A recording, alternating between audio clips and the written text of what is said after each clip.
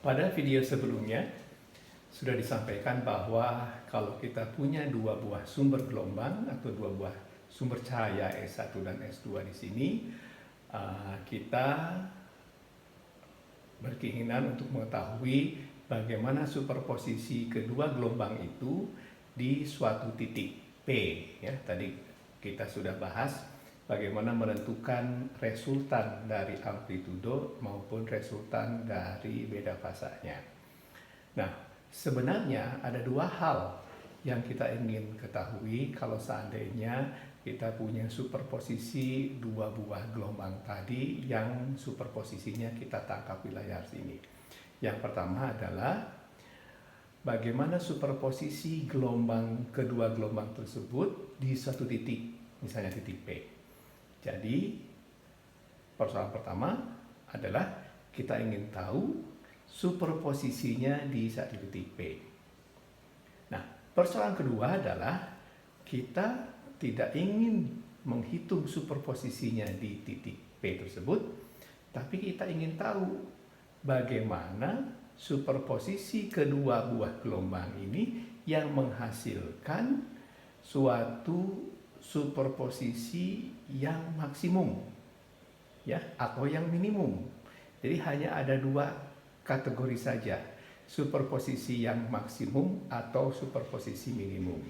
Jadi sekali lagi, ada dua persoalan yang biasanya mengikuti atau berhubungan dengan superposisi oleh dua buah gelombang cahaya atau gelombang lainnya, misalkan dalam contoh ini S1, S2. Yang pertama adalah kita ingin tahu di satu titik, misalnya titik P ini, bagaimana superposisinya, artinya bagaimana resultan dari amplitudo maupun resultan dari beda fasanya. Sedangkan yang kedua adalah di posisi mana superposisi tersebut menghasilkan resultan maksimum atau minimum. Ya. Nah, yang pertama kita sudah bahas. Sekarang kita bahas yang kedua, yaitu di posisi mana di layar ini, di mana posisi atau superposisi itu menghasilkan resultan maksimum atau minimum. Bagaimana kita mengetahui bahwa di sini itu menghasilkan superposisi yang maksimum atau minimum? Orang sering mengatakannya ini adalah interferensi maksimum atau minimum.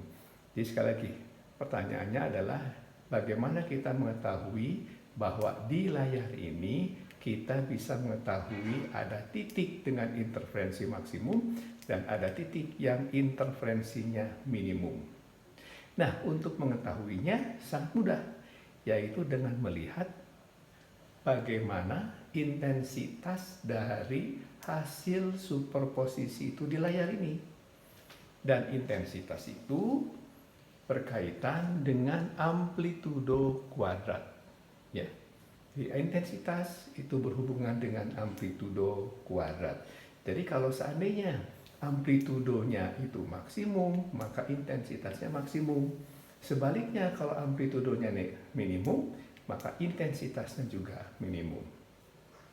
Nah, sekarang interferensi atau superposisi ini bisa menghasilkan yang maksimum atau bisa juga menghasilkan minimum kalau kita bisa mengetahui resultan dari amplitudonya. Sekarang bagaimana diagram fasor yang menghasilkan resultan yang maksimum? Saya punya dua buah sumber cahaya di sini dan di situ. Maka masing-masing pasti punya amplitudonya, ya. Nah, pertanyaannya adalah bagaimana konfigurasi fasor tadi yang menghasilkan interferensi maksimum. Nah, konfigurasinya hanya satu kemungkinannya yang menghasilkan amplitudo resultan maksimum, yaitu jika saya punya diagram fasor yang ini untuk gelombang pertama dan saya punya diagram fasor untuk gelombang kedua. Jika seperti ini, maka resultannya dari sini sampai situ dan resultannya adalah 2A. Jadi kalau misalkan di sini saya kasih amplitudonya A0, di sini A0, maka resultannya adalah 2A0. tidak mungkin ada konfigurasi lain tidak mungkin ada konfigurasi lain yang menghasilkan resultan lebih dari 2A0. Tidak mungkin. Ini adalah satu-satunya kemungkinan resultannya menghasilkan maksimum, ya, yaitu 2A0. Nah, dengan konfigurasi ini adalah fase pertama, ini fase kedua, maka kita bisa menentukan berapa beda fasanya. Beda fasanya adalah seperti biasa. Tarik ini adalah Y1, kemudian tarik perpanjangan garis, kemudian dari sini kita ambil sudut ke Y2-nya. Ini adalah Y2-nya. Dan kita lihat sudutnya ini adalah 2pi. Bisa juga 4pi, bisa juga 6pi dan seterusnya. Maka beda fasanya tak lain adalah kelipatan dari 2pi di mana n-nya itu adalah 1, 2, 3, 4 dan seterusnya. Sekali lagi, kalau kita ingin mendapatkan pola superposisi maksimum atau interferensi maksimum, maka satu-satunya konfigurasi dari diagram fasornya harus seperti ini.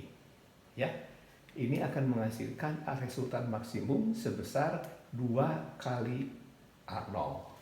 Dan konfigurasi ini menghasilkan beda fasa sebesar 2pi kali kelipatannya. Ya. Oleh karena itu, untuk interferensi maksimum ini, maka intensitas antara hasil interferensi maksimumnya ini dibagi dengan intensitas awal, itu akan sama dengan perbandingan dari A resultan dibagi A0-nya. A resultannya ada 2 kalinya, maka perbandingan intensitas maksimum terhadap intensitas awalnya itu sama dengan 4. Ya. Sekarang bagaimana kalau superposisi minimum atau interferensi minimum? Interferensi minimum ini terjadi jika A resultannya sama dengan 0. Pertanyaannya adalah bagaimana konfigurasi yang menghasilkan A resultan sama dengan 0? Nah, konfigurasinya hanya satu, yaitu saya punya A0 ke sini, kemudian setelah itu saya punya, yang ini maksudnya Y1, kemudian saya punya Y2 yang arahnya dari sini ke sana, ya. Maka saya akan mendapatkan resultan yang sama dengan 0. Sekali lagi, ini adalah Y1, yang ini adalah Y2. Ujungnya ada di sini, maka resultannya akan sama dengan 0. Nah, konfigurasi diagram fasor seperti ini menghasilkan beda fasa, yaitu delta sama dengan pi, ya, atau kelipatan dari pi di mana kelipatannya adalah bilangan ganjil, seperti pi, kemudian 3pi, 5pi dan seterusnya. Ya, sekali lagi untuk menentukan beda fasa adalah tarik dulu dari sini perpanjangan, kemudian dari sini cari berapa sudutnya. Nah, jadi interferensi minimum akan terjadi jika beda fasa antara Y1 dan Y2 itu sama dengan 0. Nah, kembali ke beda fasa. Beda fasa maksimum terjadi jika beda fasanya adalah kelipatan bilangan bulat dari 2pi. Kita tahu bahwa beda fasanya adalah K kali beda jarak. D sin theta adalah beda jarak. Kita masukkan K D sin theta sama dengan beda fasa, sama dengan N kali 2pi. Maka kalau kita turunkan ini semua, maka D sin theta-nya adalah kelipatan dari panjang gelombang. Atau sin theta-nya kelipatan bulat dari lambda dibagi D. Artinya, pada posisi sin theta kelipatan lambda dibagi D, itu akan diperoleh superposisi atau interferensi yang maksimum. Ya, jadi ini adalah sudutnya. Jadi nanti sin theta tertentu akan menghasilkan interferensi maksimum. Sebaliknya, kalau deltanya sama dengan kelipatan bilangan ganjil dari pi, ya kita masukkan lagi, ini adalah deltanya, yaitu K kali beda jarak sama dengan M kali pi, kemudian masukkan K-nya 2pi per lambda, ini D sin theta sama dengan MP, maka kita dapatkan D sin theta sama dengan kelipatan ganjil dari lambda dibagi 2, atau sin theta sama dengan kelipatan bilangan ganjil dari lambda dibagi 2D. Maka pada posisi sin theta kelipatan bilangan ganjil dari lambda dibagi 2D itu akan menghasilkan posisi dengan intensitas sama dengan 0. Sekali lagi, kalau seandainya kita punya sin theta yang merupakan kelipatan bilangan ganjil dari lambda dibagi 2D, maka posisi sudut sin theta itu akan menghasilkan interferensi yang intensitasnya sama dengan 0 atau interferensi minimum. Sedangkan interferensi maksimum akan terjadi jika sin theta-nya kelipatan bilangan bulat dari lambda dibagi D. Perhatikan, ini lambda dibagi D, ini adalah lambda dibagi 2D. Dan intensitas antara interferensi maksimum terhadap intensitas awalnya itu adalah 4. Ya. Nah, nanti kita akan lihat bagaimana kurva distribusi intensitas pada layar akibat interferensi maksimum dan interferensi minimum.